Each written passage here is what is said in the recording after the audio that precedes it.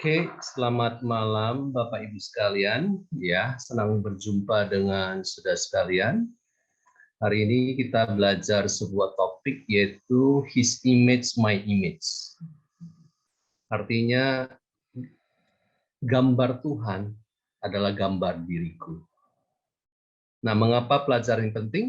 Pelajaran ini sangat penting karena saya bisa mengkisahkan dua kisah. Kisah pertama tentang diri saya. Saya lahir di sebuah keluarga yang 6 bersaudara. Papa mama sibuk, dan saya anak bungsu. Bagaimana supaya anak bungsu saya kurang dapat perhatian. Dan tipe orang tua saya adalah cuek. Sehingga ketika saya menikah dan saya punya anak, walaupun sudah percaya Yesus waktu itu, ada sesuatu yang dalam pikiran saya adalah peduli memang penting. Tetapi bagaimana saya memperdulikan orang lain, keluarga saya, anak saya itu ada sebuah perjuangan. Sampai satu titik saya mulai memahami bahwa apa kata firman Tuhan. Dalam firman Tuhan dikatakan beberapa ayat, salah satu contohnya adalah, maka ketika Tuhan Yesus melihat orang banyak yang terlantar, muncul belas kasihan dalam hatinya kepada mereka yang tidak tergembalakan. Nah, ayat itu bisa menyentuh hidup saya karena saya mulai menyadari, saya tidak melihat ada sebuah gambar yang lama, yaitu Sumarno Kosasi yang lama yang diturunkan oleh ayah saya, ibu saya, gambar yang sebenarnya bukan dari gambar Tuhan. Gambarnya adalah tidak peduli. Tetapi ketika saya menerima bahwa Yesus sebagai gambar Allah, bagaimana dia punya belas kasihan kepada banyak orang, bagaimana hatinya tergerak terhadap orang-orang yang tidak memiliki nasib yang baik di masa depannya, yang terlantar. Disitulah saya melihat sebuah gambar Allah yang sesungguhnya Tuhan mau taruh dalam diri saya. Dan ketika saya merenungkan ayat itu terus-menerus, saya mulai bisa peduli terhadap orang lain. Itu kisah yang pertama. Kisah yang kedua adalah kami berdua melayani banyak anak-anak muda. Ketika kami berjumpa kepada mereka, seringkali kami melihat mereka nggak bisa menatap kami. Mata mereka tertuju ke kakinya, atau tangan mereka, jari mereka sering bersentuhan. Ada sesuatu keminderan yang luar biasa. Dan kami tahu bahwa anak ini sebenarnya anak yang luar biasa, tetapi karena ada gambar yang mungkin ditaruh oleh ayahnya, ibunya, bahwa engkau ada anak yang bodoh, engkau ada anak yang tidak berharga, sehingga ketika mereka berjumpa dengan kami, mereka punya kesulitan untuk bisa menatap, bisa mendengar dengan baik. Jadi apakah hal ini sudah alami juga? Nah, hari ini pelajaran ini bukan hanya buat anak-anakmu, tapi buat kita sebagai orang tua. Mengapa?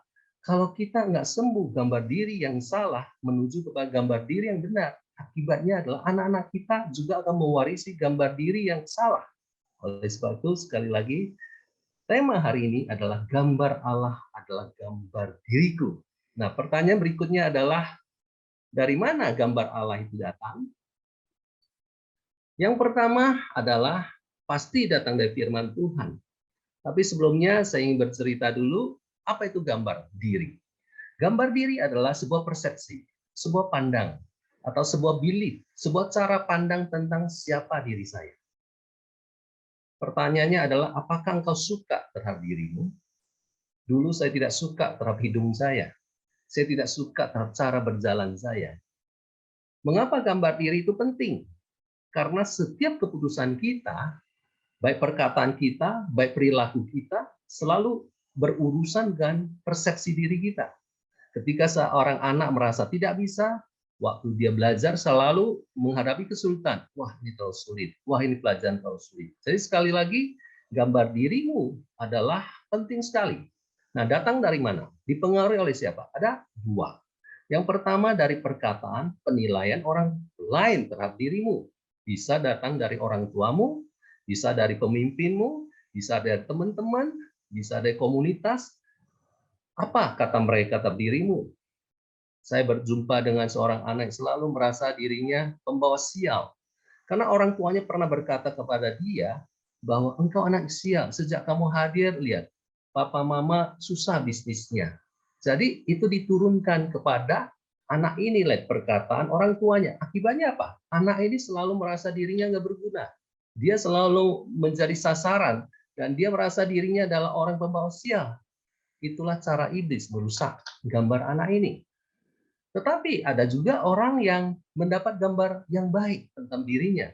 Orang tuanya memuji dia, sekalipun dia salah, dia gagal. Orang tuanya berkata, "Nak, apapun yang terjadi, kamu bukan orang gagal. Sekalipun gagal hari ini, nggak kenapa. Coba lagi. Papa percaya kamu pasti berhasil." Ketika anak ini menerima perkataan orang tuanya, sekalipun dia gagal, sekalipun dia menyesal, mungkin kalah bertanding, dia tak mempercayai dia bukan anak gagal. Nah, oleh sebab itu sebagai orang tua atau guru hari ini kita harus mengerti dari mana selama ini identitas diri atau gambar diri kita datang. Sekali lagi yang pertama, dari perkataan orang lain, baik negatif atau positif. Yang kedua, yang luar biasa adalah datang dari firman Tuhan, datang dari perkataan Tuhan tentang dirimu. Mungkin engkau merasa dirimu kurang berharga karena papa mama yang bicara seperti itu. Tetapi ketika engkau merenungkan firman Tuhan, di dalam Yesaya 43 berkata, engkau adalah orang yang berharga. Engkau berharga di mataku, kata Tuhan. Nah, disitulah engkau harus ambil keputusan. Engkau mempercayai perkataan Tuhan atau engkau mempercayai perkataan orang lain yang negatif. Semua firman Tuhan adalah hal-hal yang positif. Semua firman Tuhan adalah membangun hidupmu. Semua firman Tuhan adalah perkataan Bapamu di surga. Oleh sebab ini, kita harus belajar. Kita sendiri harus menerima perkataan firman Tuhan sebagai kebenaran. Supaya His image, gambar Allah, perkataan Allah adalah gambar kita. Seberapa jauh engkau mempercayai firman Tuhan? Seberapa jauh engkau merenungkan firman Tuhan? Seberapa jauh engkau membacakan firman Tuhan buat dirimu? Sejauh itu juga yang akan menyembuhkan gambar diri kita yang salah. Minderlah, merasa tidak mampu, tidak berharga, buruk rupa, dan segala hal yang negatif. Hari ini ketika kami sampaikan kepada saudara, ketika saudara sembuh, sudah berubah, apa yang terjadi? Anakmu pasti berubah. Mari kita lihat lebih jauh. Bagaimana kata firman Tuhan? Nah, di dalam Kejadian 1 ayat 27 dikatakan, ya, maka Allah menciptakan manusia itu menurut apa? Gambarnya. Allah tidak menciptakan manusia menurut gambar monyet, tidak. Allah tidak menciptakan manusia dengan gambar seperti UFO. Pernah lihat ya, nonton film UFO ya, atau gambar binatang yang lain. Tapi dia menciptakan kita menurut gambarnya. Walaupun Allah sanggup menciptakan kita tidak sesuai gambarnya. Mengapa? Kita diciptakan menurut gambar Allah. Alasan pertama adalah ketika sudah diciptakan seperti gambar Allah, berarti saudara sangat berharga. Bukankah muka kita menggambarkan muka Allah juga punya dua mata, satu hidung, satu mulut, dua telinga. Bagaimana gambar Allah bukan hanya lahiriah saja, tetapi yang di dalam. Apa yang di dalam? Kita memiliki kehendak bebas. Kita bukan robot. Berarti kita ada ciptaan Allah bukan hanya berharga, tetapi kita ada ciptaan Allah yang sangat dikasihi. Mengapa? Allah hanya bisa mengasihi manusia yang segambar dengan Dia. Tapi perkataan Allah dalam hal ini dalam Kejadian 1 ayat 27, di situ dikatakan menurut gambar Allah diciptakannya dia, laki-laki dan perempuan diciptakannya mereka. Sekali lagi sebagai laki, apakah saya merasakan ada kasih dari Allah, ada keberhargaan dari Allah yang mewarnai hidup saya.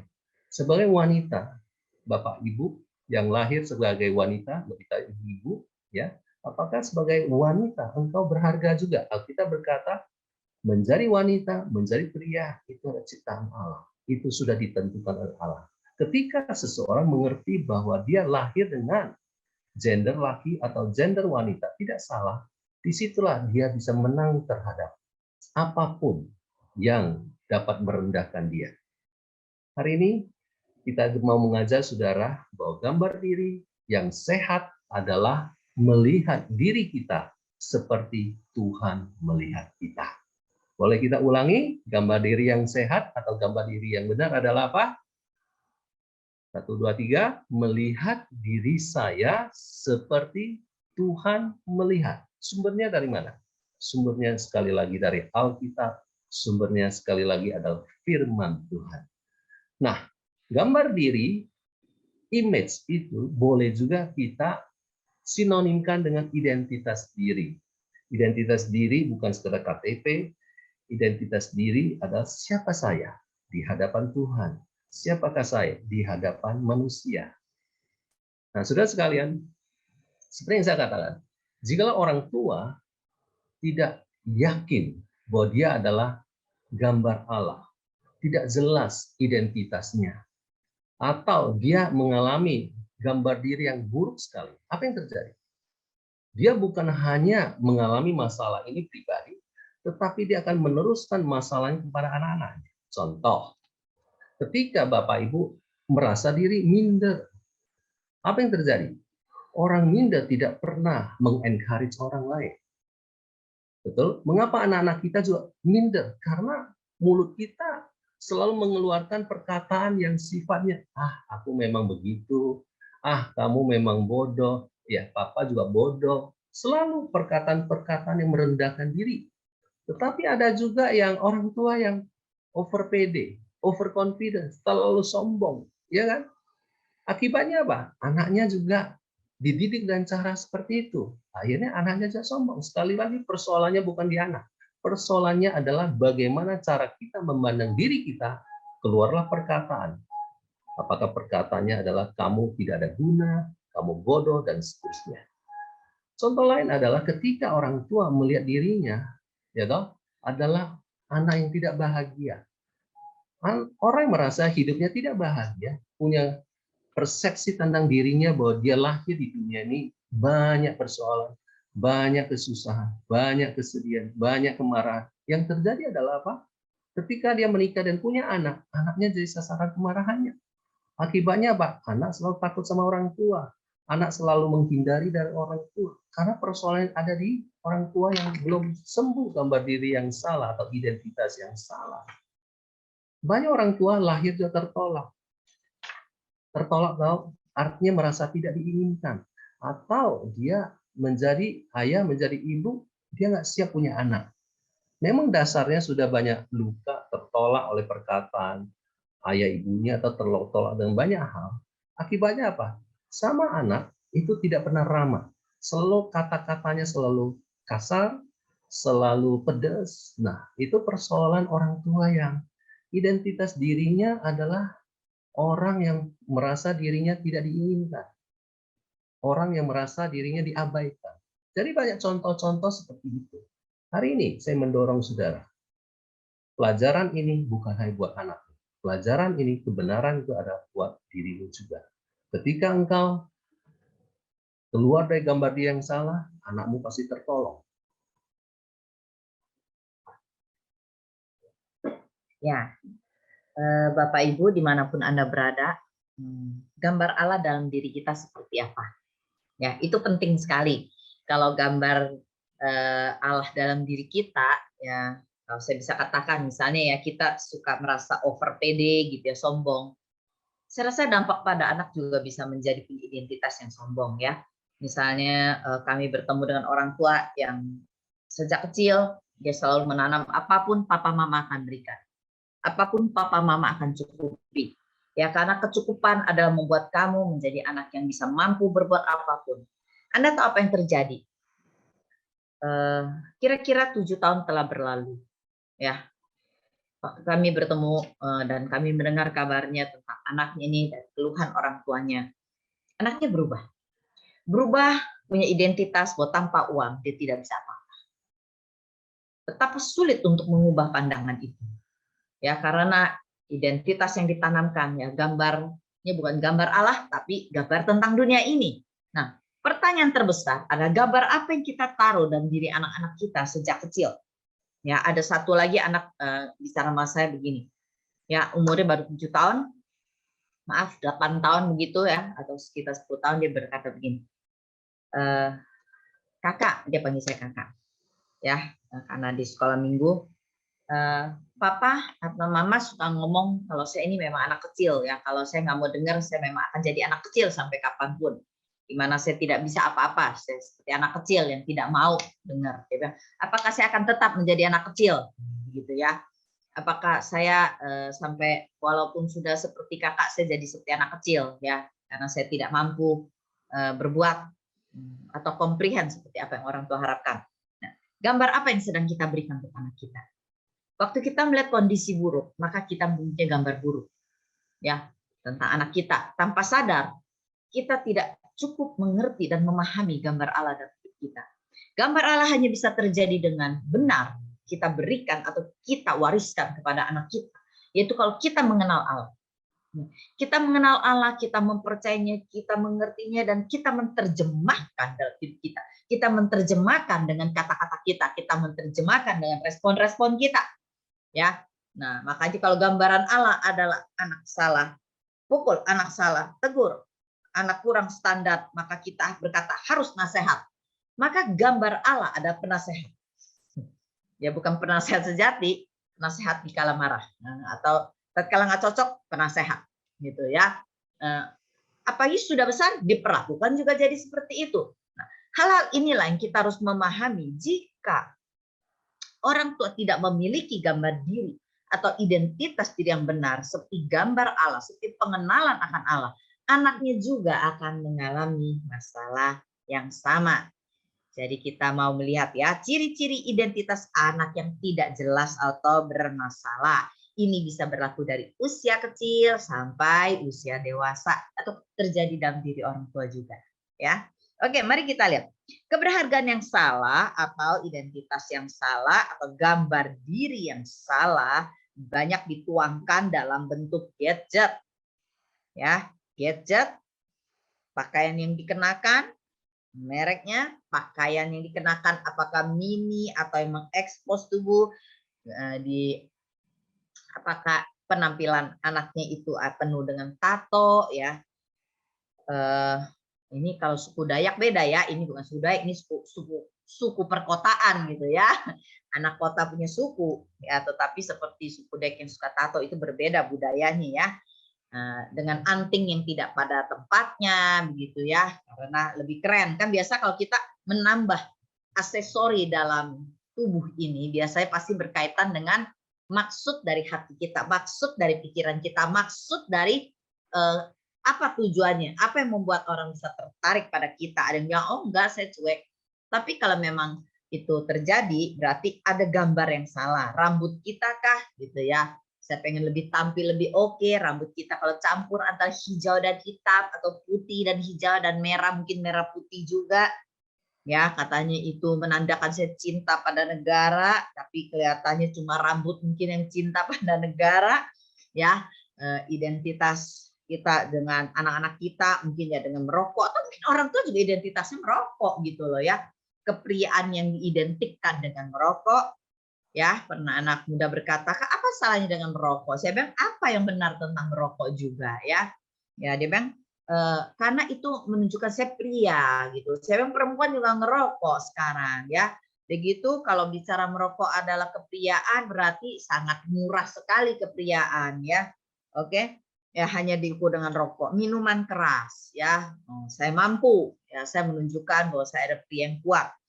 Banyak hal. Wanita yang keren, mungkin sambil minum itu keren, ya menunjukkan eksistensi diri dia.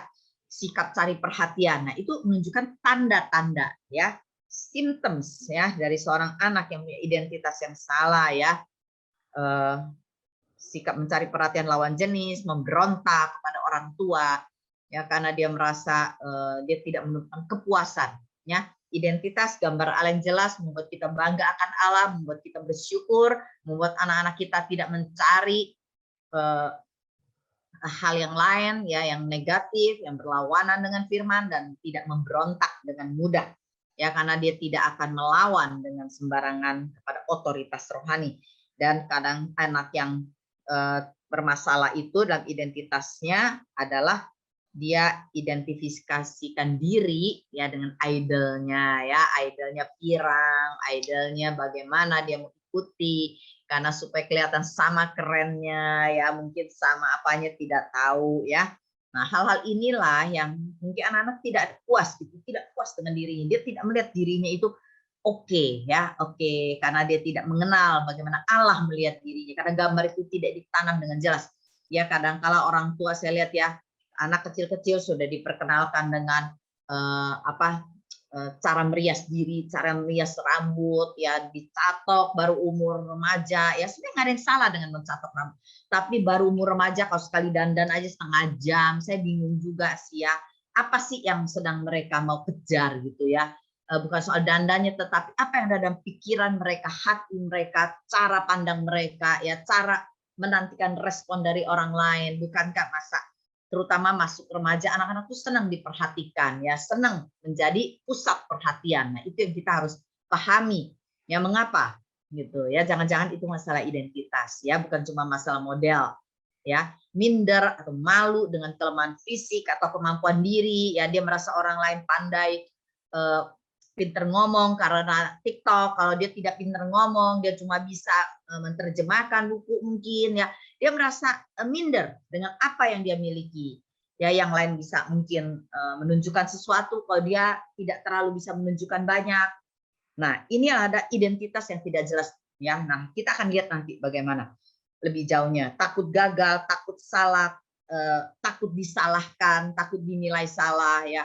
Hal-hal inilah kenapa jadi kelihatan mau perfect. Nah, ngegrup, anak-anak muda sekarang senang ngegrup, mau ada di komunitas, kalau di perkotaan di mall, kalau di kota-kota kecil mungkin semua suka kumpul, dugem, nyalakan musik kencang-kencang dengan speaker mereka, ya ngegrup, ya.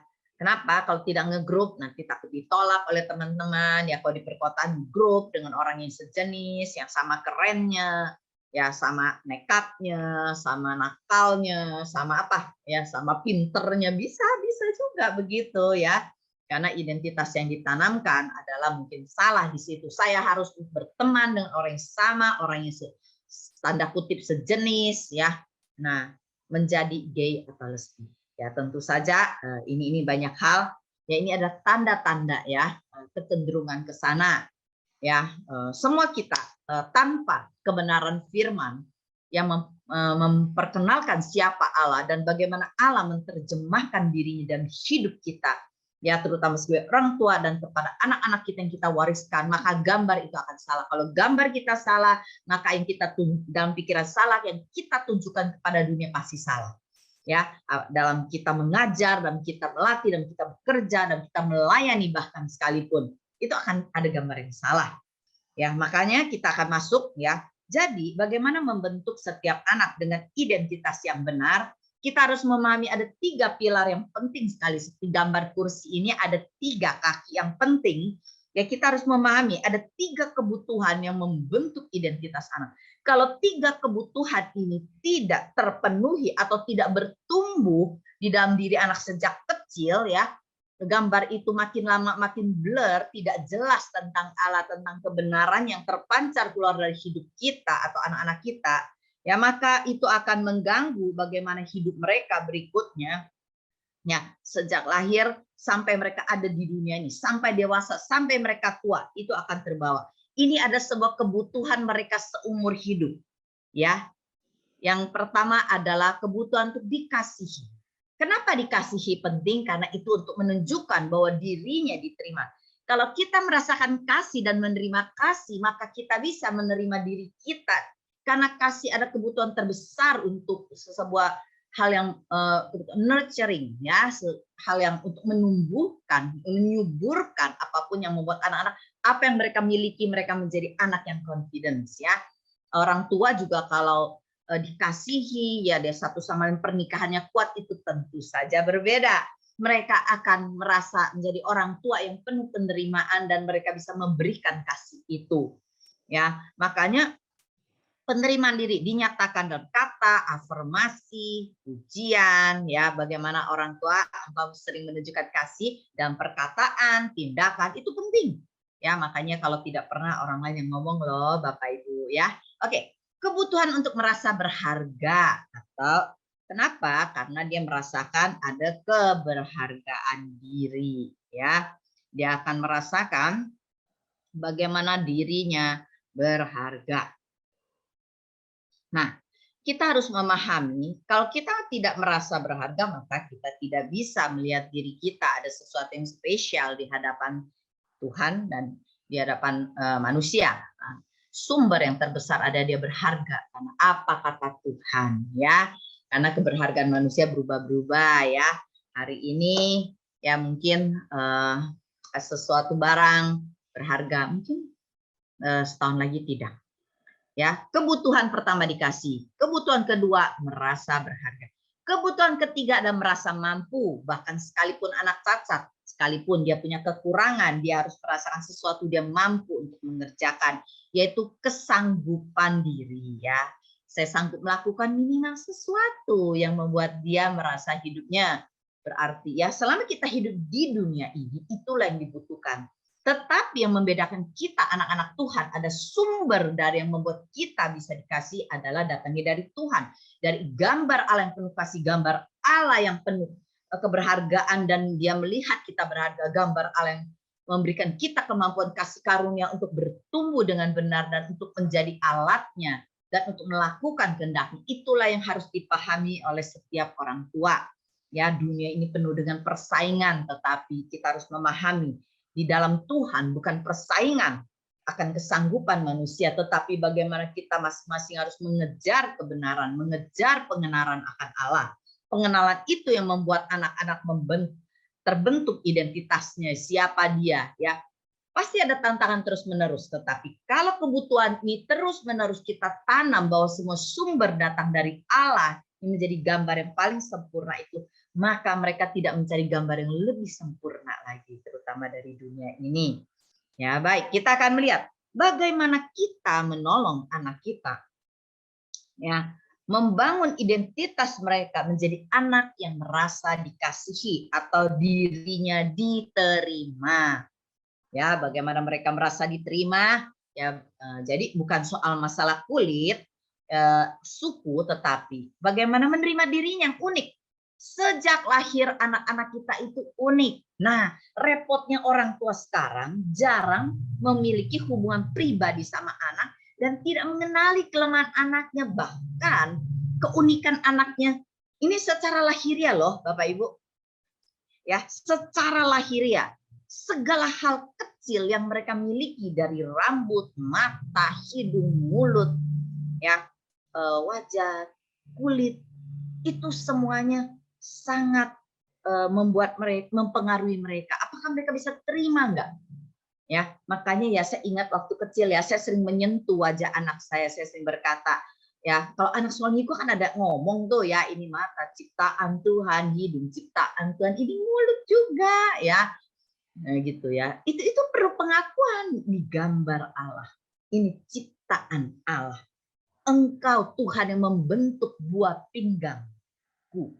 Ya, Tuhan yang membentuk buah pinggangmu. Nah, ayat ini dulu sering saya ucapkan buat anak saya, dia menenun kamu, nak, di perut mama. Ya, kita bersyukur karena kejadianmu dahsyat dan ajaib. Apa arti ajaib? Apa yang tidak bisa dibuat oleh manusia itu dibuat oleh Tuhan di dalam perut mama. Hebat ya. Gitu loh. Dan perhatikan kalimat yang penting, jiwaku benar-benar menyadarinya. Apa artinya? Anak kita secara jiwa, perasaan, pikiran, kehendak dia menyadari betapa dia ajaib. Ajaib. Kulit yang berbeda. Saya ingat jempol saya ini berbeda. Ya, beda tingginya. Ada orang bilang, teman saya, jempol kamu itu aneh, satu lebih tinggi daripada yang lain, katanya. Ini cocok buat tukang pijit, Lan. Saya bilang, saya diciptakan ini bukan buat pijit. Mungkin pijit akan enak, tetapi masalahnya bukan buat pijit. Masalahnya ini pasti ada tujuan ilahi, karena Tuhan tidak pernah salah. Betapa anak-anak kita, terutama apa yang disebut countenance atau wajah ini penting, dia mendapatkan sebuah afirmasi gambar Allah yang dituangkan dalam diri anak kita dan tidak pernah salah, dan jiwa mereka harus menyadarinya. Ya, bagaimana Tuhan menenun mereka. Ini bukan soal ilmu biologi, tetapi lewat ilmu biologi inilah anak kita mengenali itu karya Tuhan, bukan dokter, bukan hasil ngidam. Ya, jadi wajahnya begitu, bukan penyesalan karena saya lahir dari suku ini, karena saya dari bangsa ini, bukan. Ya, wajah, rambut, kulit tubuh, tinggi badan, tidak ada penyesalan. Kadang kalau orang tua masih kecil aja, ya ini Ya masih remaja, operasi, operasi, operasi apa lagi? Karena orang tua sendiri tidak memahami gambar Allah. Ya, mereka tidak memahami bahwa itu ada ciptaan Allah yang unik, yang tidak bisa sama. Kita tahu firman, tapi kadang-kadang kita melawan firman dengan cara tidak percaya kepadanya. Berapa sering kita tidak percaya dan kita memultiplikasikan gambar menurut pikiran manusia yang tidak mengenal Allah sama sekali. Sehingga gambar yang direproduksi dalam perkataan kita, respon kita, tindakan kita, nasihat kita ada mengubah apapun. Ya, memang mungkin bisa kecelakaan atau apa, tapi itu menguatkan mereka. Bukan dasarnya adalah karena ingin mengubah menjadi lebih baik. Saya tidak sedang bicara dalam kondisi tidak normal. Dalam kondisi normal, orang tua aja kadang perkataannya jadi tidak normal. Karena apa? Pengenalannya bukan pengenal. Dasarnya ada gambar Allah. Dasarnya ada gambar bintang film. Ya, makanya orang tua suka dandanin anak, suka anaknya mau keren, suka ini, suka itu, ya. Ternyata jiwa kita tidak menyadarinya. Jiwa kita tidak bersyukur. Ya. Nah, hal-hal inilah yang membuat kita harus belajar. Secara lahiriah mereka unik dan kita perlu meneguhkan mereka. Kita perlu membangun gambar Allah dan diri anak kita menjadi gambar anak kita menjadi gambaran alam yang mensyukuri, ya, di mana anak-anak kita tidak menyesali latar belakang mereka, kelahiran mereka, orang tua mereka, ya. Ada yang tidak bisa diubahkan, tetapi mereka tidak menyesalinya. Baik, bagaimana kita membangun identitas anak kita sebagai anak yang merasa dikasihi? Yaitu yang kedua, menolong anak kita menerima dirinya sebagai laki-laki atau perempuan dan meneguhkannya. Kejadian 1 ayat 27 berkata, Allah menciptakan manusia itu menurut gambarnya, menurut gambar Allah diciptakannya. Pernahkah kita menjadikan ayat ini ayat hafalan buat anak-anak dan memperkenalkan mereka? Nah, bagaimana Allah ciptakan manusia itu ada laki dan perempuan. Saya ingat di sekolah minggu, kurikulum yang saya buat, saya memberikan 2 gambar. Di dalam diri mereka ada, mereka mengenal 2 jenis kelamin. Nah, ini gambar laki dan perempuan. Tahu gambar laki gimana, gambar perempuan bagaimana? Apakah Bapak Ibu menurunkan gambar Allah yang dikasihi oleh Allah, diciptakan oleh Allah kepada mereka sehingga mereka mengasihi Allah karena mereka bersyukur bahwa saya adalah ciptaan Allah. Ya, Mazmur 144 ayat 12 begini. Semoga anak-anak lelaki kita seperti tanaman yang tumbuh menjadi besar pada mudanya dan anak-anak perempuan kita seperti tiang-tiang penjuru yang dipahat untuk bangunan istana. Betapa besar perbedaannya waktu kita menolong anak kita sebagai laki dan sebagai perempuan. Pemazmur mengucapkan ini seperti tanaman dan satu seperti tiang istana. Ini bukan gambaran siapa yang lebih mahal, tetapi ini gambaran betapa berbedanya mereka, bertumbuhnya berbeda. Seberapa kita kenal Allah menggambarkan kepada manusia yang berbeda, yaitu laki dan perempuan. Ya, jadi anak memahami gender itu bukan pandangan masyarakat. Ya, gender itu ada pandangan Alkitab tentang laki dan perempuan. Mereka berbeda dalam jenis kelamin dan cuma ada 2 jenis kelamin. Ya, misalnya, ya bagaimana mereka diri kita? Anak kecil kadang suka tanya, kalau saya masuk ke tempat umum, toilet umum, kadang ada anak kecil bertanya, "Ma, kita ke toilet yang mana?" "Kita ke toilet ini." Nah, kenapa ini? Karena ini laki. Loh, Mah, tapi kan mama perempuan. Iya, karena kamu anak mama masih kecil ikut mama yang perempuan, tapi kamu sebenarnya laki. Nah,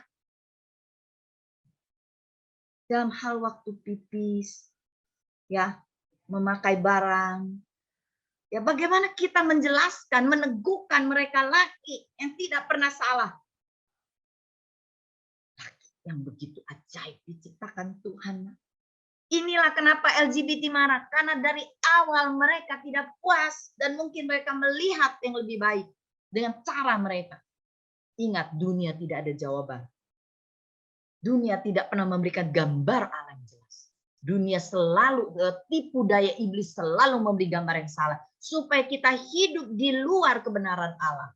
Gambar Allah rusak karena manusia juga tidak mengenal gambar Allah. Kita harus meneguhkan, kita harus yakin apa yang kita berikan buat anak-anak kita. Ya, media menanam yang salah. Ya, anak-anak terekspos dunia internet. Ya, kita nggak bisa hindari media sosial di mana ada informasi. Salah satunya pornografi. Budaya yang tidak sesuai Alkitab masuk melalui media ini, tapi waktu masuk orang tua belum pernah memasukkan informasi lain yang benar, yang mutlak sifatnya. Ya, makanya ya orang tua tuh nggak tahu lagi, nggak mau belajar sebagian Anda pasti mau ya, tidak mau belajar bagaimana jelaskan, mendorong anak bila tercemar. Iya, kenapa perempuan seperti laki-laki seperti perempuan? Kita harus menjelaskan, kita harus belajar berdialog, menjelaskan, memulihkan gambar yang salah itu. Ya, informasi aktivitas seksual diperoleh dari teman-teman, orang tua tidak paham dan tidak pernah menyiapkan sebuah saringan filter di pikiran, perasaan mereka. Tidak ada kepekaan terhadap dosa bahwa ini melawan gambar anak. Ya, filter itu ya salah satu ada takut sama Tuhan, dan kita harus memasang filter aturan-aturan berdasarkan proses pertumbuhan mereka, pengertian mereka. Ya, ceritakan, doakan mereka kebenaran yang mutlak. Kita doa minta Tuhan simpan itu dalam hati kita supaya mereka tidak menyimpang dari jalan-jalan mereka sampai masa tuanya pun. Ya. Nah, bagaimana mengajarkan anak kita lari? Lari, nak. Kalau engkau melihat apa yang tidak sesuai firman, bagaimana engkau lari?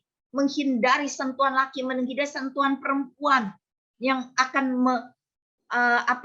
Amsal berkata yang akan mengambil anak kita, yang perempuan menghindari rayuan, itu kita harus ajarkan dari awal, menghadapi bagaimana anak yang menyentuh organ seksualnya, bagaimana mereka harus menghindarinya supaya pikiran mereka benar, karena dari awal kita harus, kalau salah bagaimana kita pulihkan, ya, bagaimana kita menolong mereka keluar dari keterikatan. Orang tua harus belajar melihat gambar, ya, gambar Allah seperti apa, dan kita harus percaya. Tadi suami saya katakan, kepercayaan kita seberapa kuat, pengaruh kita juga seberapa kuat untuk menanam bahwa engkau diterima sejak awal karena tidak pernah salah. Ya, kalau ada yang salah berarti ada masalah yang lain yang perlu dibereskan. Yang ketiga, bagaimana kita menanam pilar yang pertama ini, yaitu menolong membangun identitas sebagai anak yang perlu dikasihi sehingga mereka merasa dirinya diterima dan tidak perlu penerimaan yang lain, yaitu anak perlu diterima apapun kekurangannya, apapun kesalahannya. Bukan arti kompromi, saya harus luruskan dulu ya, jelaskan. Artinya anak bisa salah, seperti kita bisa salah, tetapi waktu salah diterima lalu diperbaiki, diampuni lalu ditolong. Artinya begitu, ya. Jangan menolong tanpa kita menerimanya dulu. Diterima, didengar, dan kita memperhatikan bagaimana supaya dapat hikmat Tuhan, dan diampuni lebih dulu kalau salah, sehingga kita juga dapat hikmat bagaimana menolong dia cara keluar dari kesalahannya, dengan cara bertobat seperti apa, cara menerima kebenaran yang baru bagaimana. Roma 15 ayat 1 berkata, kita yang kuat wajib menanggung kelemahan orang yang tidak kuat. Jangan kita mencari kesenangan kita sendiri. Orang tua pada nggak mau capek.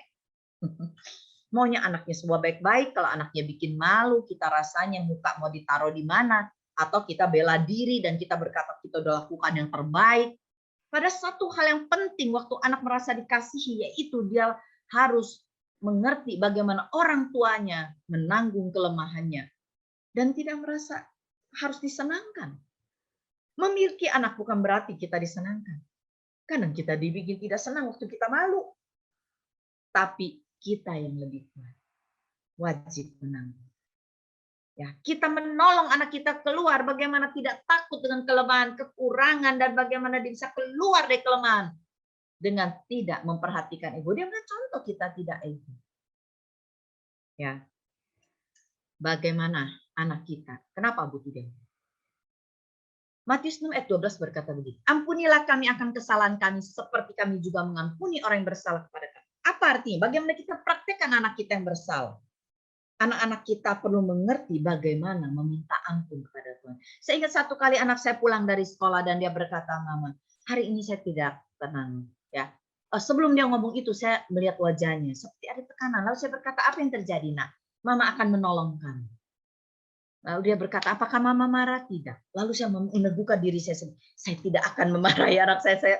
Tuhan tolong saya untuk saya tidak takut dengan segala apa yang dia lakukan. Lalu dia berkata, "Saya melihat media dan saya melihat gambar yang tidak baik waktu saya cari PR lewat komputer di sekolah dan saya berkata, Mama ampuni dan Tuhan juga mengampunimu. Mengampunimu, Nak. Mari Mama tolong kami. Bagaimana kita berdoa minta ampun kepada Tuhan. Ya. Sejak hari itu anak saya tidak takut untuk minta ampun kepada saya dan kepada. Betapa penting gambar Allah itu harus jelas, gambar Allah yang penuh pengampunan seperti apa. Bagaimana anak kita, walaupun dalam kelemahan, bagaimana dia menaruh pengharapannya. Bagaimana dia andalkan Tuhan dalam keadaan apapun. Yeremia 17 ayat 7, diberkatilah orang yang mengandalkan Tuhan. Kenapa dia harus mengandalkan Tuhan? Karena dia penuh kelemahan dan penuh kekurangan dan dia tidak sanggup melakukan apapun tanpa Tuhan. Tanpa kasih karunia. Itulah gambar Allah yang kita taruh dan kita wariskan kepada anak kita. Bagaimana gambar itu Anda taruh? Kita memahami gambar Allah yang mengampuni Adam, tidak menghukum Adam langsung, tetapi bertanya, bukan menghukum. Itu ada gambar Allah. Nah, saya mendorong orang tua, budaya sekalipun bisa membuat gambar hari ini, malam ini, kita harus paham tentang gambar Allah. Kita harus taruh gambar Allah itu. Tuhan, kalau saya belum tolong saya dan supaya saya bisa menolong anak saya dalam kekurangan, dalam kesalahan, bagaimana gambar Allah tetap ada dalam hidup mereka. Manusia diciptakan menurut gambar dan rupa Allah. Gambar Allah itu jangan kita salah tafsir sekedar penampilan di luar. Gambar Allah itu bicara yang di dalam juga. Bagaimana Bapa di surga itu, dia juga menerima kita. Ini bicara yang di dalam. Dia mengampuni kita. Dia melupakan kesalahan kita ketika kita berbuat dosa. Dan Alkitab berkata bahwa kita diampuni. Nah, bagaimana kita bisa membawa gambar Allah itu kepada anak kita? Bagaimana kita bisa membentuk identitas yang benar dalam diri anak kita bahwa dia adalah anak yang dikasihi, sekalipun dia bisa salah. Disitulah letaknya kunci perkataan kita. Apakah perkataan kita adalah selalu perkataan yang menghukum, mengancam? Akibatnya apa? Ketika kita menjadi orang tua yang selalu menghukum dan mengancam, salah dikit dihukum, ya toh. Akibatnya yang muncul adalah anak kita adalah anak yang takut salah. Yang muncul adalah anak yang dipersalahkan, takut dipersalahkan. Apa yang terjadi? Suka bohong, walaupun salah. Jangan-jangan kita itu sebenarnya menerima perlakuan dan perkataan orang tua, ancaman, maupun apalagi hukuman, yang membuat kita meneruskan cara mendidik anak, pola orang tua kita mendidik anak, atau gambar orang tua yang salah itu kita teruskan kepada anak kita. Jadi coba cek hari ini, saya merasakan di antara kita sendiri berjuang dengan takut salah dan takut dipersalahkan. Coba teliti dari mana itu datang. Jangan-jangan itu muncul dari perlakuan orang tua kita, cara berbicara orang tua kita. Seringkali kita juga menjadi orang yang takut salah karena apa? Takut malu di depan orang. Nah, siapa yang menaruh hal itu? Siapa yang membuat kita itu sensitif? Kalau berbuat salah di depan malu sekali. Saya kira setiap kita bisa berbuat salah. Ketika Yesus berjumpa dengan wanita yang tertangkap zina, dia bersalah. Pasti dia malu. Apalagi di depan orang, dia dihakimi, dituduh, dan mau dihukum mati.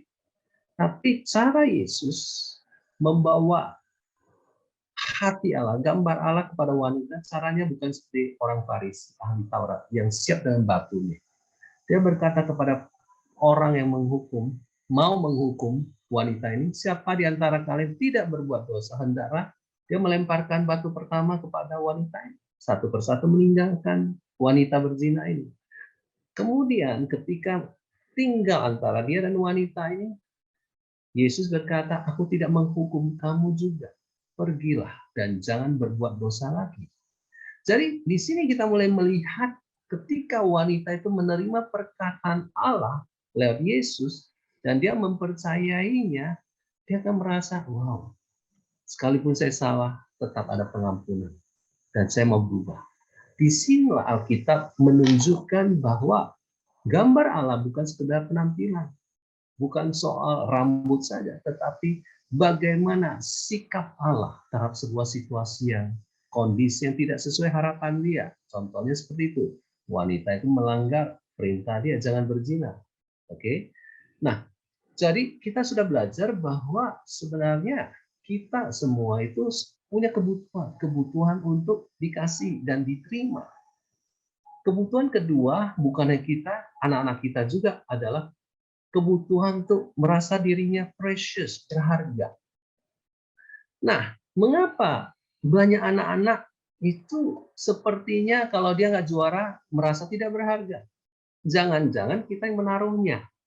Engkau berharga, engkau akan dipandang orang, engkau akan dipuji orang kalau engkau tampilkan sesuatu, engkau juara. Sehingga ketika suatu hari dia kalah, dia merasa malu sekali kalah bertanding, kalah melukis, ya toh? Dan keberhargaan anak kita yang salah itu yang datang dari mulut kita adalah apa? Dasarnya adalah kamu berharga dan berbuat sesuatu. Kamu berharga anak karena kamu achieve sesuatu. Kamu sukses, kamu berharga. Tapi kalau kamu gagal, kamu tidak berharga. Kamu akan direndahkan orang. Lihat tuh papa mama direndahkan orang. Miskin. Nah, ini adalah gambar manusia. Ini adalah cara berpikir manusia yang sudah jatuh dalam dosa. Nah, bagaimana kita menggantikan keberhargaan kita berdasarkan penampilan, keberhargaan kita karena berdasarkan achievement, performance, ya, dengan yang benar. Alkitab berkata seperti ini. Yesaya 43 ayat 4a, oleh karena engkau berharga di mataku dan mulia dan aku ini mengasihi engkau. Jadi keberhargaan kita bukan diletakkan, keberhargaan anak kita bukan didasari oleh apa? Hasil perbuatannya. Karena dia adalah ciptaan yang berharga. Dia adalah anak yang berharga buat saya. Saya kasih contoh. Mana yang lebih berharga buat saya? Ada ujiannya kira-kira 2 minggu yang lalu. Bagaimana anak saya pulang dengan apa? Saya dengar dapat berita, saya belum melihatnya. Saya ada di luar kota. Anak saya nabrak mobil saya. Ya toh, ketika kami keluar kota dia nabrak mobil kena kap penyok. Bukan hanya kap, kaca mobil pecah. Bukan hanya itu grill ya. Yang di depan mobil itu rusak. Ketika saya mendengar itu, tentu saya nggak senang. Tetapi saya juga belajar menenangkan diri. Buat saya anak saya lalai, tapi apakah hanya sekedar saya memarahin dia kalau saya ketemu dia nanti pulang ke rumah atau saya hukum dia? Saya belajar satu hal, saya tenang dulu nih. Saya sedang mau mendewasakan anak saya mau membangun identitas yang benar dalam dirinya. Bahwa dia berharga buat papanya. Dan ketika saya berkata kepada dia ketika ketemu, saya bilang begini, nak, kamu lebih berharga buat papa daripada mobil. Memang mobilnya rusak. Boleh nggak kamu keluarkan sebagian uangmu? Papa juga keluarkan setengah. Memang ada konsekuensi, dia harus keluarkan uang untuk menggantikan kerusakannya. Tapi saya harus memulai dengan sebuah pernyataan. Bahwa papa lebih mengasihi dia daripada mobil. Papa menyatakan dia lebih berharga daripada mobil. Nah, banyak orang tua menaruh keberhargaan yang salah. Anaknya rusak sesuatu, langsung marah besar. Apa yang anak nangkap? Oh ya, handphone buat papa lebih berharga daripada saya. Nah, inilah message yang diteruskan oleh orang tua yang sebenarnya belum pulih. Roma 5 ayat 8 berkata apa? Akan tetapi Allah menunjukkan kasih-Nya kepada kita oleh karena Kristus telah mati untuk kita. Kapan? Ketika kita sudah mulai baik, ketika kita bertobat, bukan. Alkitab mencatat ketika kita masih berdosa. Artinya seberapa harga hidup kita, seberapa berharganya anak kita, sehingga katakan seberharganya saya dan anak saudara dan bapak ibu yang mendengar hari ini, harganya ada sebuah kematian Yesus di kayu salib. Mau tahu harga kita berapa? Mahal sekali. Nyawa dari seorang pribadi, Allah sendiri yang datang ke dunia, nama Yesus. Jadi berarti saya sangat berharga. Bukan karena saya jadi orang benar, berbuat benar. Tapi masih berdosa. Saya sudah berharga. Yesus mau mati buat saya ketika saya nggak benar. Jadi inilah firman Tuhan. Inilah cara pandang Allah terhadap diri kita. Yohanes 1 ayat 21. Tetapi semua orang yang menerimanya diberinya kuasa supaya menjadi anak-anak Allah, yaitu mereka yang percaya dalam namanya. Keberhargaan saya adalah menjadi anaknya. Jadi saya anak yang berharga. Saya bukan pembantu Tuhan. Saya bukan sekedar pelayan Tuhan. Saya anak Tuhan. Saudara juga anak. Anak Tuhan. Anak saudara yang sudah lahirkan, yang masih remaja, mereka ada anak Allah yang berharga. Disinilah kita harus menyampaikan kebenaran firman Tuhan. Dan disinilah dia harus mempercayai apa yang firman Tuhan katakan. Oleh sebab itu saya dorong Bapak Ibu, banyaklah baca Alkitab. Banyaklah pelajari tentang perkataan Tuhan untuk diri kita. Ketika kita berharga di mata Tuhan, itu persepsi kita, kita bisa menyatakan anak kita lebih berharga dari apapun, termasuk barang pecah. Yang kedua adalah bagaimana kita bisa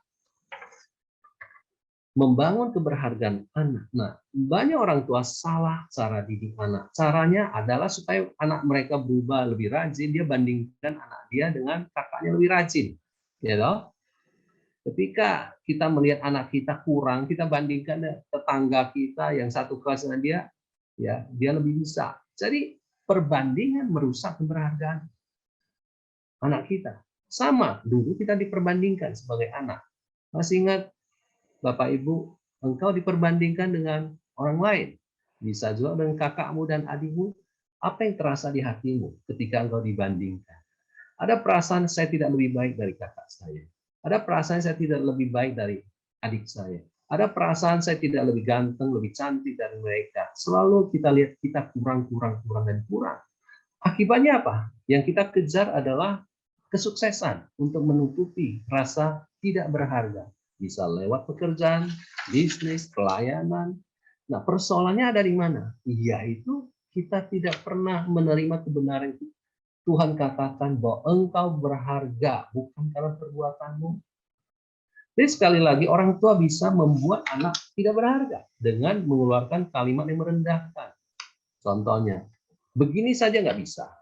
Pakai otak muda dan pakai dengkulmu. Ya, ini memang anak sial. Ngerti ya? Kamu memang bikin papa mama sedih. Kamu memang mengecewakan papa mama.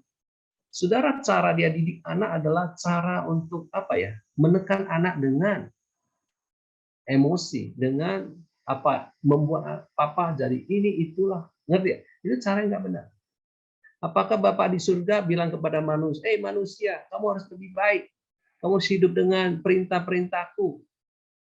Dia bandingkan kita dengan monyet lah, dia bandingkan dengan malaikat. Enggak ada perbandingan di situ. Jadi kita mulai melihat ternyata saya dan saudara seringkali dibanding, itu yang membuat kita merasa tidak berharga. Jangan ulangi lagi kepada anak-anak kita. Yang berikutnya adalah memberi waktu. Keberhargaan seseorang tergantung kepada waktu yang dia berikan. Ketika saudara tidak memberikan waktu kepada anakmu merasa dirinya nggak penting. Ada atau tidak ada, sama aja ada di rumah, papa juga nggak ngobrol, mama juga sibuk. Ya, saya di luar aja, di kos aja, lebih happy ada teman-teman. Jadi waktu adalah ekspresi daripada waktu yang sudah berikan kepada anak, ada sebuah ekspresi betapa engkau menghargai dia, kehadiran dia.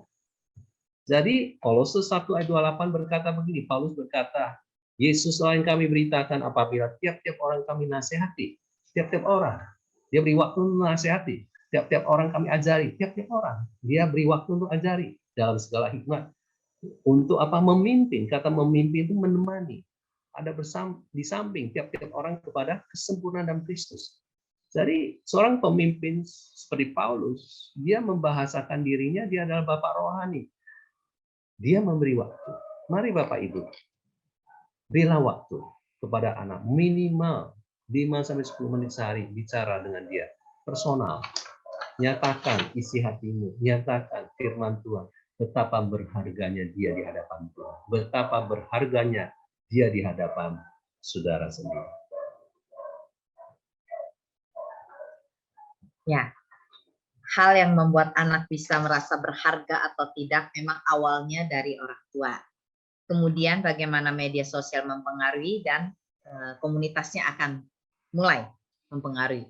Disitulah dalam setiap fase pertumbuhan anak, orang tua tidak boleh lengah, artinya juga bukan merasa khawatir, tetapi proses hubungan yang dibangun dari hari ke hari bukan membangun hubungan kebutuhan lahiriah anak. Tapi kebutuhan terbesar adalah membangun gambar Allah dan diri dia. Mengapa? Karena apalagi dalam era informasi seperti ini, era digital seperti ini, anak-anak lebih akan terekspos kebenaran-kebenaran dunia yang jauh-jauh lebih kuat daripada masa seperti saya waktu masih remaja, ya. Sehingga mereka akan mendapatkan banyak tantangan apakah saya mau mengikuti dan saya dipimpin oleh Tuhan atau tidak. Nah, penting untuk kita memahami bagaimana kita membangun pilar yang ketiga, membangun identitas anak itu yang merasa mampu. Nah, sebagai orang tua, bagaimana kita membangun gambar Allah dalam diri anak kita adalah menemukan potensi kelebihannya. Bukan kelebihan orang lain, kelebihan diri dia. Ya, minimal satu. Apa? Ya, makanya kadang kita bisa mengenali kalau kita cukup memonitor perkembangan anak kita, ya. Orang tua perlu tahu ya bagaimana ini bisa ditolong dan menemukan komunitas yang juga bisa menolong, ya. Makanya ada anak yang bisa kerja sendiri, ada yang bisa bisnis sendiri satu hari nanti, tapi ada yang butuh ditolong oleh komunitas atau perusahaan atau bisnis. Itu nanti gitu loh ya. Tetapi yang penting kita kenali anak kita ini apa gitu loh. Bukan melihat anak orang lain gitu ya sepertinya itu. Kalau kita belajar bisa menemukan, maka anak kita sampai besarnya tidak mudah untuk iri hati. Iri hati dengan kemampuan yang lain. Mudah membuli orang karena ada ketidakpuasan ya, dia makanya larinya membuli ya atau melakukan dosa. Nah, untuk menolong anak menemukan potensi kelebihannya, maka orang tua perlu menolong anak menghafal firman, bukan sekedar membaca cerita Alkitab, bukan ya. Kalau bahasa Inggrisnya to recite ya, recite.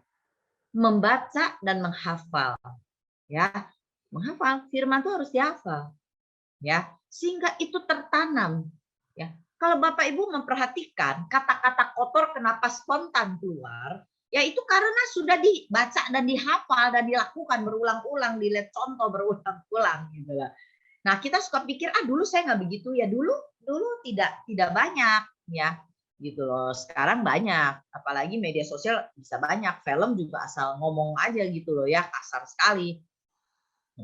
Dan bagaimana anak andalkan Tuhan. Kalau dia nggak mampu bersaing, bagaimana dia melihat Tuhan memberi kepuasan kepada dia. Bukan dunia yang memberi kepuasan, bukan prestasi sekolah. Makanya tidak berpatokan pada keberhasilan akademik. Menarik sekali. Pagi ini saya bertemu dengan satu anak remaja SMA 1. Saya berkata begini ya, karena kakaknya saya tanya akan lanjutkan kuliah, dan adiknya saya bertanya, oh ya kamu ambil kuliah apa? Terus saya melihat kakaknya bilang iya ambil bidang tertentu, lalu saya berkata IQ-mu berapa? Lalu dia menunjukkan pada saya IQ-nya 130. Nah, saya bilang oh kamu termasuk cerdas ya, superior. Ya. Nah, terus saya bilang adikmu gitu. Adiknya terus berkata begini, saya tidak tahu, tapi yang pasti saya bukan orang yang kejar akademik, saya cuma sukanya art, musik, saya suka olahraga, saya suka yang gerak. Nah, tapi saya melihat bagaimana dia apa yang dia ucapkan tuh dia merasa tidak seperti kakaknya, tidak perlu jadi seperti kakaknya. Dan dia bersyukur gitu loh ya. Nah, ini yang saya sebut ya, bagaimana orang tua berhasil menolong anaknya menemukan potensi dan bersyukuri kelebihannya tanpa membandingkan dengan kakaknya tidak, apalagi dengan orang lain. Dan dia bisa melihat orang lain, dia ikut bersuka cita. Nah, itulah yang disebut bagaimana anak ini berhasil dan proses pengenalan dia akan Tuhan, dia lahir baru, dia mengenal Tuhan yang mengasihi dia, dan dia bersyukur untuk apapun yang ada kelebihan dalam hidup dia. Ya, dia berkata, saya baru SMA 1, baru masuk, dan saya tidak masalah gitu ya. Nah, itu sebuah proses yang tanda kutip Bapak Ibu dan saudara yang terkasih, Itu bukan mendadak terjadi. Itu karena orang tuanya tidak pernah membandingkan. Ya. Nah, penting orang tua tidak berpatokan akademik saja. Grouping dalam diri anak-anak muda di sekolah-sekolah banyak terjadi karena dasarnya akademik. Atau yang tidak akademiknya bagus juga grouping. Ya, dan mereka bisa manifestasinya juga beda. Kenapa? Karena akademik itu membuat orang ingin seperti orang lain atau dia iri kalau tidak mampu. Orang tua perlu memahami ya nilai minimal bagaimana menolong anak-anak kita. Anak butuh diteguhkan motivasi hatinya yang benar. Ya, kalau dia benar, dia udah jujur, dia udah rajin, hasilnya kurang, teguhkan dia. Ya, tolong dia. Bagaimana dia mencapai nilai pas, ya, nilai minimal, tetapi dia tidak sedih dengan yang kurang. Itulah yang disebut diberkati orang yang andalkan Tuhan, yang harapannya pada Tuhan, bukan harapannya pada akademik. Ya, itulah yang terjadi. Diberkati. Diberkatilah engkau nak mengandalkan Tuhan.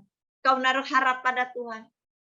Ya, anak saya aja bisa bilang, gaji saya nggak setinggi yang lain. Saya bilang, diberkatilah engkau nak mengandalkan Tuhan. Yang menaruh harap pada Tuhan bukan diberkati anak saya yang hebat.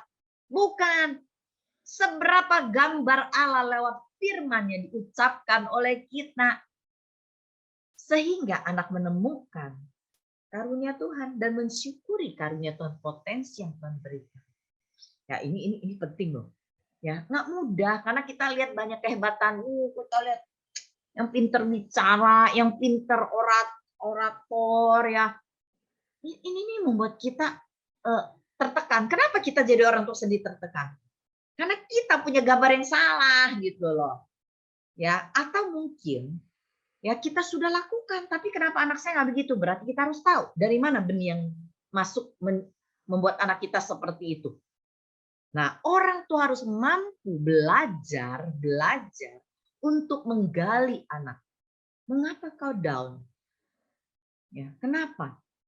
Gitu. Ya, kalau kamu kehilangan ini, gambaran kamu apa? Apakah kamu seperti dalam dunia yang gelap? Nah, itu orang tua harus tahu apa yang membuat anak kita down. Kalau kayaknya saya nggak maksa kok. Kok anak saya suka merasa bersalah? Kok anak saya merasa dunianya runtuh ya kalau kurang sedikit?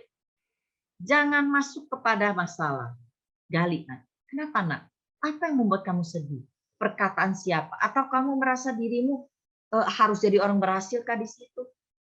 Fokuskan pengenalan Allah dulu. Jangan fokus pada penyelesaian masalah dan kesedihan anak dan down-nya anak. Karena biarkan benih seperti lalang dan gandum kata Tuhan di Alkitab. Biarkan gandum itu bertumbuh dulu lebih subur sehingga lalang ini bisa kita angkat. Jadi orang tua jangan berfokus pada bagaimana menolong anak. Karena memang nggak selalu benihnya dari orang tua. Bisa dari luar. Bisa. Ya, nah, itu yang kita harus gali bagaimana mencabutnya. Ya, bukan cuma sekedar, aduh saya salah apa? Nggak, tentu Anda juga salah. Gitu ya. Memberi pujian dan dorongan setiap keberhasilan kecil. Orang tua yang lebih dulu harus kasih jempol. Ya, makanya penting untuk menanamkan anak hal yang lebih penting itu apa. Makanya membuat anak-anak tidak iri hati, bersuka cita dengan orang bersuka cita ya. Nah, ini penting. Nah, untuk kita bisa memahami kembali, saya mau simpulkan untuk hari ini. Bagaimana kita membangun identitas anak, yaitu gambar Allah, ada gambar kita, His image, my image. Ya, ada perkataan Tuhan yaitu di dalam Matius 3:17. Inilah anakku yang kukasihi, kepadanya lah aku berkenan. Yang membuat Allah berkenan bukan pelayanan Yesus. Yang membuat Allah berkenan bukan apa yang Yesus lakukan. Yang membuat Allah berkenan dia cuma melihat Yesus ada anaknya. Yang membuat orang tua berkenan sama anaknya bukan karena dia kurang berharga atau tidak, ya, atau dia mampu atau tidak, hanya karena satu, dia dikasih. Makanya kita bisa menyebut, engkaulah anak yang kukasih, nak. You are my beloved child. I'm proud of you. Jadi orang tua harus ngomong. Memang banyak anak rusak sekali lagi karena pertama perkataan orang tua. Ada orang tua bilang saya nggak pernah ngajar yang enggak begitu, tapi kenapa gedenya begitu? Perhatikan kalimat saya berikut. Seberapa Anda memasukkan perkataan Allah sejak kecil?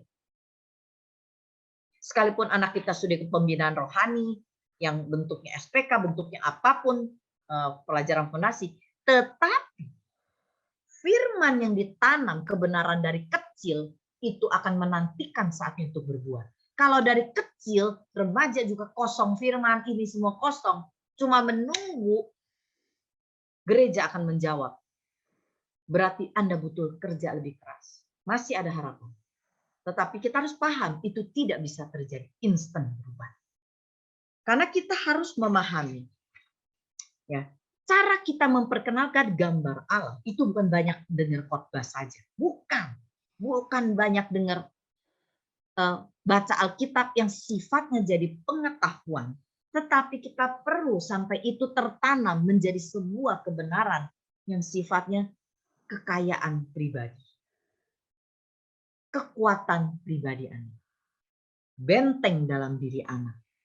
Sehingga anak rela berkata seperti Paulus, itu semua sampah. Dunia ini harus dia lihat bukan yang utama, pencapaian bukan yang utama. Tapi itu butuh penggantinya. Selama firman tidak kuat, tetap itu yang paling kuat. Walaupun dia tetap ke gereja, walaupun dia tetap berkomunitas. Anak-anak harus diperkenalkan bahwa Tuhan yang memampukan. Bahwa ini semua keajaiban karena kasih Tuhan. Karena Tuhan yang mampukan. Kamu berbeda dengan yang lain. Ya, karena mengapa? Karena firman Tuhan harus menjadi sumber satu-satunya membuat mereka kuat dan mereka tidak digoncangkan oleh perkataan-perkataan dunia, media sosial, perkataan orang-orang yang tidak mengenal Tuhan, tapi kadang-kala memberikan penjelasan yang membuat mereka lebih dibangun kebanggaan manusianya, keberhargaan manusiawinya. Nah, ini penting sekali kita harus pahami. Sebagai orang tua, yang terakhir yang dari saya adalah bagaimana kita harus membedakan, membangun gambar diri anak, yaitu gambar Allah. Itu ada yang sifatnya rohani di dalam, yang mendasari apa yang di luar. Karena orang tua bingung, mana yang sifatnya rohani, mana yang sifatnya jasmani. Jadi gambar apa yang dibangun? Saya mau tanya gini deh, yang sederhana. Setiap hari Anda lebih perhatikan makanan jasmani atau rohani? Buat anak Anda. Yang kedua, Anda lebih memperhatikan damai sejahtera karena dia berdoa, atau Anda hanya untuk menyenangkan dia supaya dia senang belajar, Anda ciptakan suasana belajar yang baik. Yang ketiga, apa yang Anda lakukan kalau anak Anda sedang susah, menghibur dia dengan cara dunia atau dengan cara Tuhan? Kalau anak Anda sedang melihat ada tawaran dunia, apakah Anda juga terpicu untuk melakukan yang sama? Dan Anda berkata, kita harus beli ini, kita harus lakukan ini. Atau Anda berkata, ya, itu tidak penting. Ya, yang paling penting apa? Ya, jadi kita memahami firman sampai kita bisa melihat gambar Allah itu apa yang paling penting. Buat Allah apa yang paling penting? Bukan yang lain nggak penting. Gitu loh. Yang lain penting, tetapi bukan yang utama. Itu maksudnya. Ya, identitas kita harus tergantung di gambar dia yang utama. Gambar dunia ini hanya disesuaikan dengan pengenalan dia dan pengertian akan firman. Ya. Ya, sekali lagi saya bersyukur Bapak Ibu yang hadir dalam sharing hari ini. Engkau bisa mendengar, bukan yang mendengar, bisa menolong hidup saudara. Mungkin saudara berjuang dengan rasa tidak mampu, minder, selalu hidup menurut penilaian orang lain, dan hari ini engkau hidup bukan karena perkataan manusia. Kau hidup karena perkataan Tuhan. Ada beberapa hal yang saya ingin menolong saudara dalam bentuk beberapa tips dalam berhubungan dengan anak. Kami berdua suami istri sering menyatakan kasih dalam bentuk perkataan. I love you Yun, I love you Ben sejak kecil.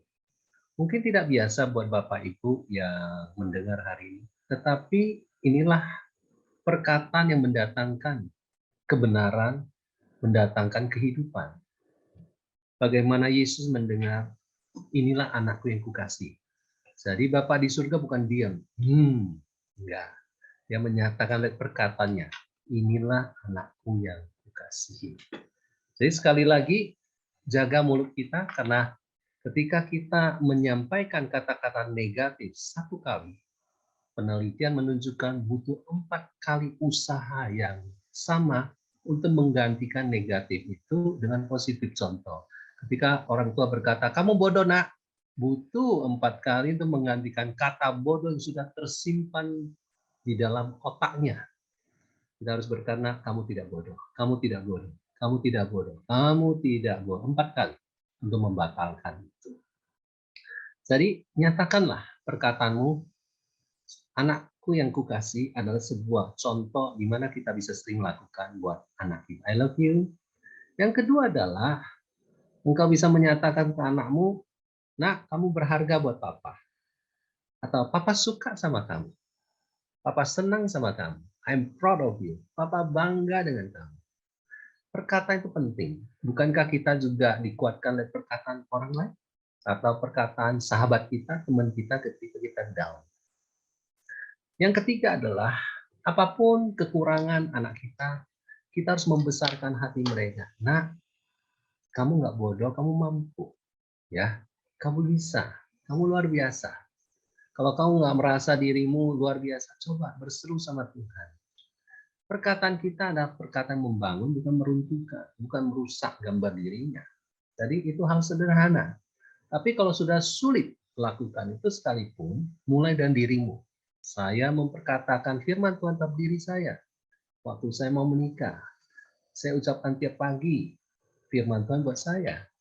Saya kasih contoh. Saya berkata, saya sangat dikasih oleh Bapa surgawi. Itu perkataan saya yang pertama. Saya berharga karena Yesus mati buat saya. Saya mampu karena Roh Kudus. Itu yang ketiga. Jadi saya dulu juga orang yang merasa tidak mampu. Saya harus membangun diri saya dengan perkataan. Perkataan firman buat diri saya. Jadi saudara, Bapak, Ibu, perkataan firman. Kasihlah jiwamu makanan dengan perkataan Kristus ini. Bahwa saya dikasihi oleh Bapak surgawi tanpa syarat. Saya berharga karena Yesus telah mati di kayu salib buat saya. Saya mampu karena Roh Tuhan, Roh Kudus ada di diri saya. Itu akan menolong saudara untuk meneruskan ke anak-anakmu. Saya percaya hari ini sharing kami akan menolong banyak kehidupan rumah tanggamu, kehidupan keluargamu, kehidupan dengan anak-anakmu. Dan dengan demikian kita mulai bisa membangun sebuah keluarga yang saling membangun satu sama lain. Amin. Mari kita berdoa. Bolehkah kita tundukkan kepala sejenak? Saya ingin berdoa buat saudara. Bapa di surga, hari ini setiap kami yang hadir di tempat ini, ada orang-orang sudah dibeli oleh darah Yesus yang mahal. Bagaimana Yesus mati di kayu salib untuk menebus, membeli kami dari tangan si iblis. Dan kami orang-orang berharga. Karena buat kami, Engkau adalah Allah yang sudah menyatakan kasih-Mu dengan cara menyelamatkan kami dari hidup kami yang berdosa, memberi kami hidup kekal. Dan hari ini kami mengasihi Engkau juga ya Bapa di surga. Biarlah kami menjadi orang tua yang dapat mengasihi anak-anak kami, membangun anak-anak kami dengan firman, memberi semangat kepada anak-anak kami. Hari ini kami bersyukur ketika kami percaya Yesus, Roh Tuhan sudah ada dalam diri kami. Roh Kudus sudah ada dalam diri kami dan kami disebut sebagai anak Allah. Hari ini kami anak-Mu ya Bapa di surga. Anak yang sangat dikasihi, yang sangat diinginkan, dan yang berharga di mata-Mu. Terima kasih buat firman-Mu buat kami. Dalam nama Yesus kami berdoa. Amin.